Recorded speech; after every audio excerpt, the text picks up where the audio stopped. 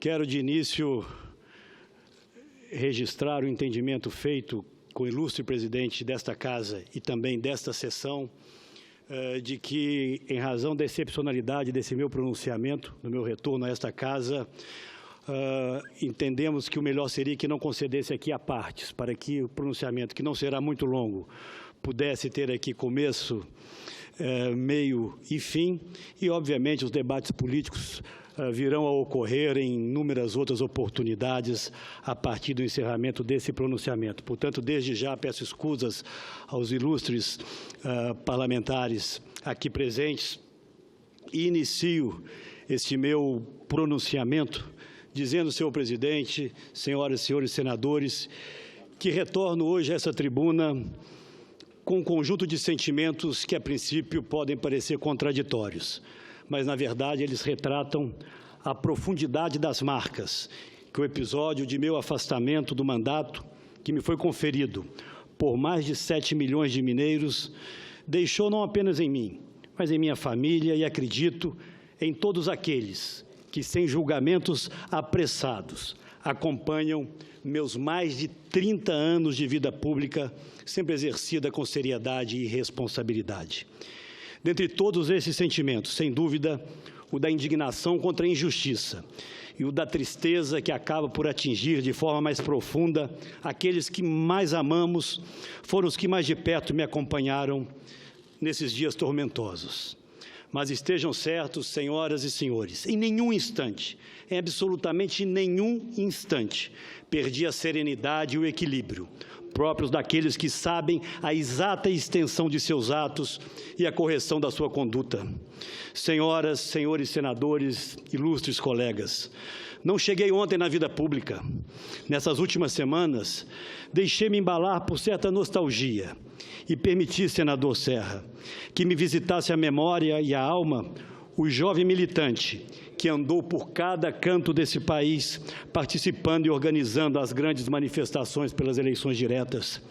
Revivi, senador Agripino, o Constituinte de 88, que apresentou, dentre tantas outras propostas, aquela que permitiu o voto a partir dos 16 anos e que participou vivamente de inúmeros debates, entre eles, aqueles que levaram ao surgimento do novo Ministério Público Federal com os poderes que detém hoje. Lembrei-me com orgulho, senador Tasso, de ter assinado a Constituição que marcou a reconstrução jurídica e institucional do Brasil, recém-liberto da ditadura e adentrando a democracia. Recordei a participação como líder de bancada por inúmeros anos, como líder de partido, no ciclo mais importante de reformas do Brasil contemporâneo, iniciado na década de 90, com a edição do Plano Real e a conquista da tão sonhada estabilização da economia nacional. Revisitei o legado institucional, senhores deputados, que com muita honra aqui me acompanham nesse instante.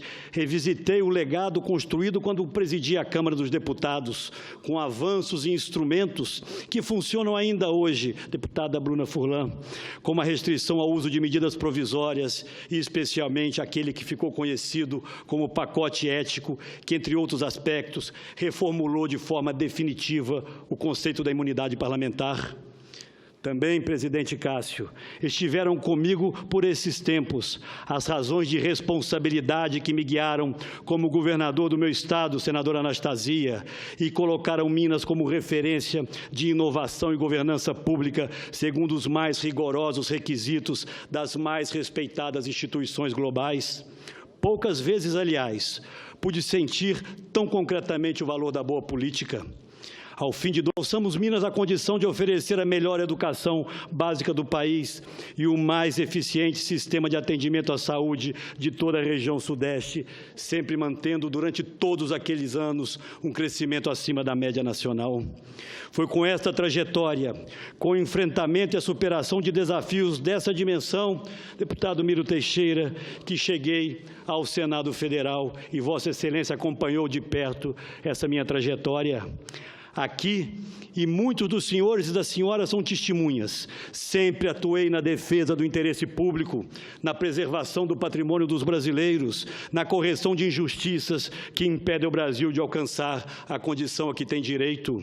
Apresentei e relatei inúmeros projetos que buscavam e buscam dar mais transparência e controle às ações públicas para protegê-las da predação por interesses espúrios. No Executivo ou no Legislativo, busquei sempre estar ao lado das boas causas, dos interesses dos que mais precisam, dos avanços que nos permitam alcançar um novo patamar de desenvolvimento, seja ele econômico ou social, sempre respeitando a ética e honrando cada um dos votos que recebi, senador Renan, nas minhas quase 10 eleições disputadas. Senhoras e senhores senadores, brasileiros que nos acompanham nesse instante, retorno ao tema central que me traz hoje a esta tribuna. Não me furtarei de reiterar aqui aquilo que venho afirmando ao longo de todas essas últimas longas semanas.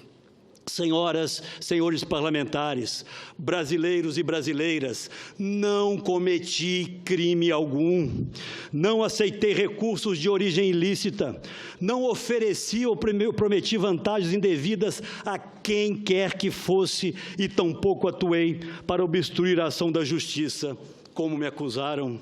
Fui, sim, vítima de uma armadilha, engendrada e executada por um criminoso confesso de mais de 200 crimes, cujas penas somadas ultrapassariam mais de 2.000 anos de cadeia. Procurei, sim, esse cidadão, cuja face delinquente o Brasil ainda não conhecia, e por meio de minha irmã, reitero, ofereci a ele a compra de um apartamento de propriedade de minha família e que já havia sido oferecido a pelo menos outros 4 empresários brasileiros. Essa venda, sim, me ajudaria a arcar com as novas despesas que passei a ter com advogados. E o procurei, repito aqui, porque tenho que me desfazer de parcela do meu patrimônio familiar, exatamente porque não obtive, jamais, em tempo algum, vantagens financeiras através da política. E os que me conhecem, e aqui não são poucos, sabem muito bem disso. Foi desse cidadão, já em suas tratativas de delação, cujos benefícios, senhoras e senhores, assombram e enchem de indignação a maior parte dos brasileiros. A iniciativa de propor o empréstimo que seria devidamente regularizado e pago não fosse outra a intenção do criminoso. Não houve, ressalto, envolvimento de dinheiro público e muito menos qualquer contrapartida, como as próprias gravações demonstram, e ficará cabalmente provado perante a Justiça. Tratou-se, portanto, de um negócio entre pessoas privadas. E é de se questionar, não fujo do tema, uma vez mais, como alguém pode pagar aquilo que se estabeleceu chamar de propina sem que tenha recebido qualquer benefício ou tenha qualquer expectativa de recebê-lo? Nem mesmo os delatores, senhoras e senhores, apontam quais favores lhe teriam sido prestados, mas isso passou a ser irrelevante. Muito pelo contrário, o delator Ricardo Saúde, executivo desse conjunto de empresas, afirma de forma clara em um de seus depoimentos, e abro aspas para ele: ele, o Aécio, nunca fez nada por nós, fecho aspas. Pois bem, tudo isso terá o seu tempo e o local próprio para que seja definitivamente provado. Mas eu quero dessa tribuna, senador Vicentinho, senhoras e senhores senadores, senador Requião, dizer que eu errei e assumo aqui esse erro. Em primeiro lugar, por me deixar envolver nessa trama ardilosa, e principalmente ao permitir que meus familiares servissem de massa de manobra para atender aos propósitos espúrios daqueles que, por absoluta ausência de caráter, não se constrangerem em submeter a honra e a vida de pessoas de bem a seus nefastos interesses. Errei também, e por isso já me desculpei, ao me permitir utilizar, mesmo em conversa que deveria ser privada, vocabulário que não me é comum, como sabem aquele senador Paulo Bauer que comigo convivem diariamente. Mas retorno, ilustres colegas, ao ponto central que levou a Procuradoria-Geral da República a pedir o meu afastamento do mandato de senador. Na verdade, foram 3 as principais acusações, e aqui vou enumerá-las.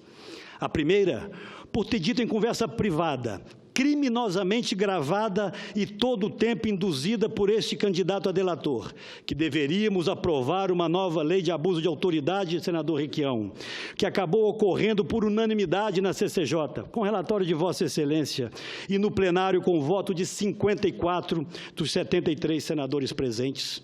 Em segundo lugar, porque fiz nessa mesma conversa que julgava privada, referência à minha visão de que a proposta de criminalização daquilo que se chamou Caixa 2, com a definição de novas e mais graves penas, deveria ser aprovada como propunha o próprio Ministério Público no conjunto das chamadas 10 medidas, mas seus efeitos só poderiam, na minha avaliação, vigorar após essa aprovação.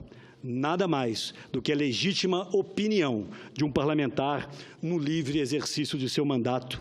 E, por fim, acusaram-me pelas críticas que fiz em privado ao funcionamento de determinadas áreas do governo. Pois bem, senhoras e senhores senadores, esse conjunto de manifestações foi interpretado como tentativa de obstrução de justiça. Nada mais distante da realidade. Aliás, muito pelo contrário. O Brasil, e o senhor e senador Fernando Bezerra Coelho sabe disso, é testemunha das inúmeras vezes em que, como presidente do PSDB, levantei minha voz em defesa da Operação Lava Jato e das instituições que a conduzem. Essa sempre foi a posição, não apenas minha, mas de todo o meu partido. Jamais interferi em nenhum órgão envolvido nas investigações, embora entenda que existam reparos a serem feitos à atuação de alguns de seus membros.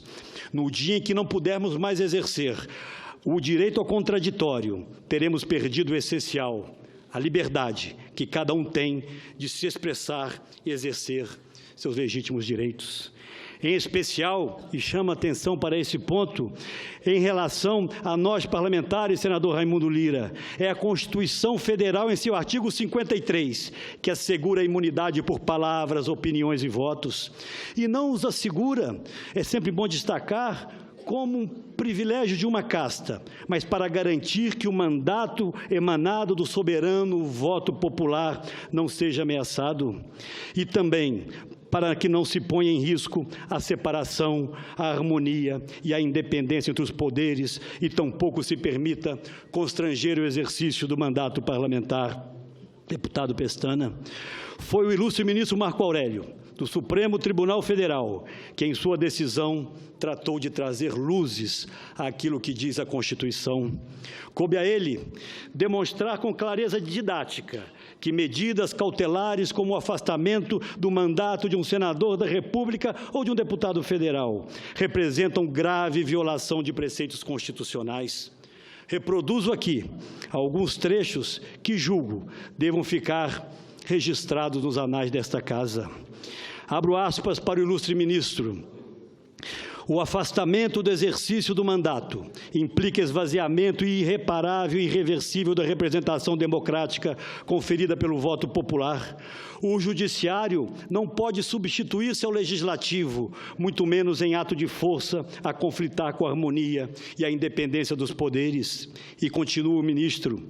À sociedade, e não apenas ao agravante, importa a preservação do interesse primário, a rigidez das instituições democráticas, a respeitabilidade à Constituição Federal e não a feitura de justiça a ferro e fogo, a tomada de providência extrema, o justiçamento.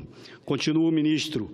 A história é impiedosa, considerados atos de força que, em última análise, provocam consequências imprevisíveis.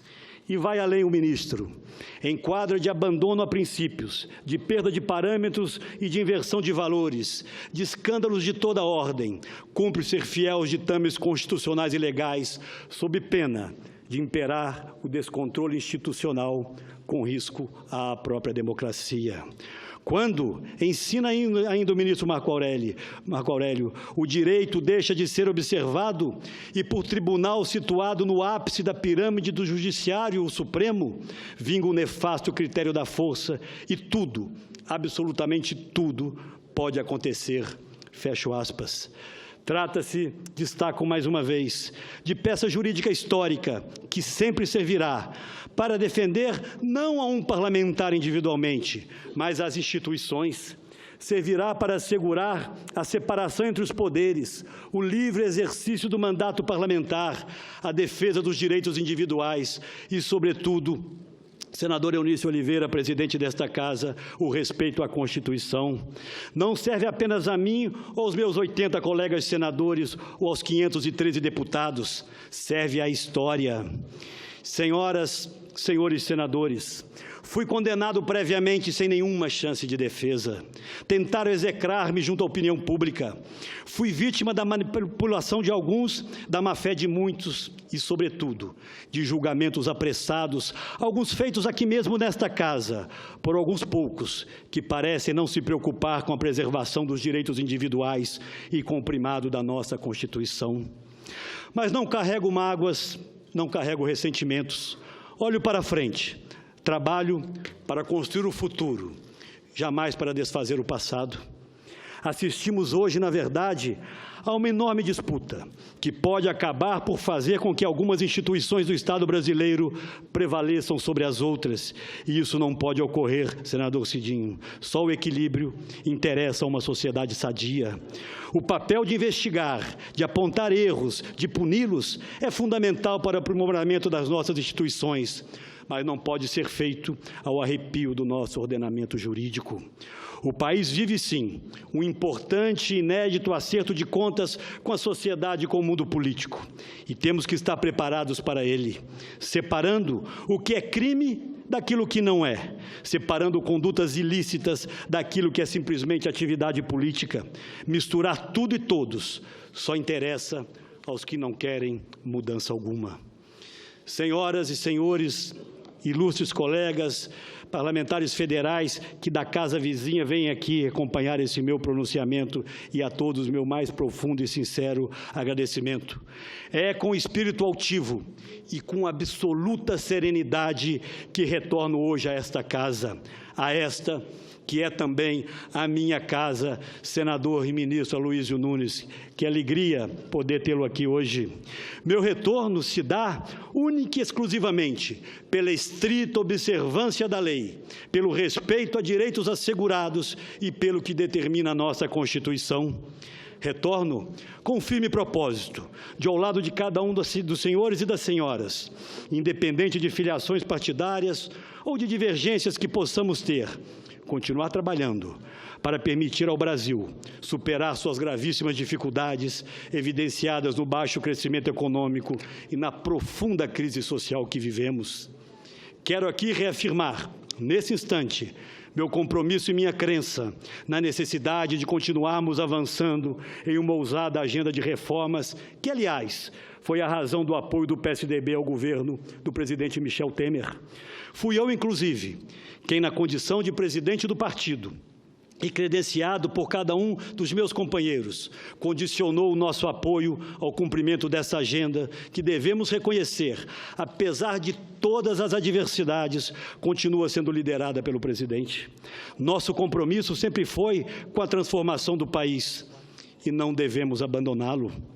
Faço questão aqui nesse instante de fazer a minha mais sincera e profunda homenagem ao senador Tasso Gereissati, pela forma equilibrada, serena e, sobretudo, democrática com que está conduzindo o partido desde a minha licença. O PSDB se orgulha e se orgulha muito de, ao longo de toda a sua história, ter colocado sempre os interesses do país acima de eventuais interesses eleitorais. Essa é a nossa marca e dela não devemos jamais abrir mão. Neste pouco mais de um ano do novo governo, o Brasil conseguiu avanços extremamente importantes, como a queda da inflação, o corte da taxa de juros, o reequilíbrio das contas externas, o fim da recessão, a aprovação de projetos extremamente importantes para o futuro do país, como o que estabelece o teto dos gastos públicos e a implementação da sempre adiada reforma do ensino médio, senador José Agripino, para ficar em alguns poucos temas. Para tão pouco espaço de tempo, devemos reconhecer, foram conquistas relevantes e que precisam ter continuidade, pois convivemos ainda, essa é a nossa mais amarga realidade, com um contingente de 14 milhões de desempregados e com degradantes indicadores sociais. Os nossos desafios estão em todas as áreas e precisamos enfrentá-los, sobretudo aqueles que atingem os mais desprotegidos. Aproveito esta tribuna para de público apelar ao governo para que reconsidere, se realmente verdadeira for a decisão de não conceder reajuste ao Bolsa Família. Todo esforço deve ser feito no sentido de garantir o poder aquisitivo desses benefícios e, sempre que possível, prover-lhes ganhos reais. Senhoras e senhores, agradecendo a presença de cada um dos ilustres senadores e parlamentares nesse plenário, a cada um que nos acompanha nesse instante, encerro este meu pronunciamento com a constatação, que acredito seja de todos, de que as maiores vítimas de toda essa crise, presidente Eunício, porque passa o Brasil, são aqueles brasileiros que menos têm e mais precisam do apoio do Estado. E será sempre, fica, portanto, essa última mensagem, será sempre através da política, mas da boa política, feita com tolerância e respeito, que vamos conseguir encontrar um novo e virtuoso caminho para o Brasil e para cada brasileiro. Muito obrigado, senhor presidente.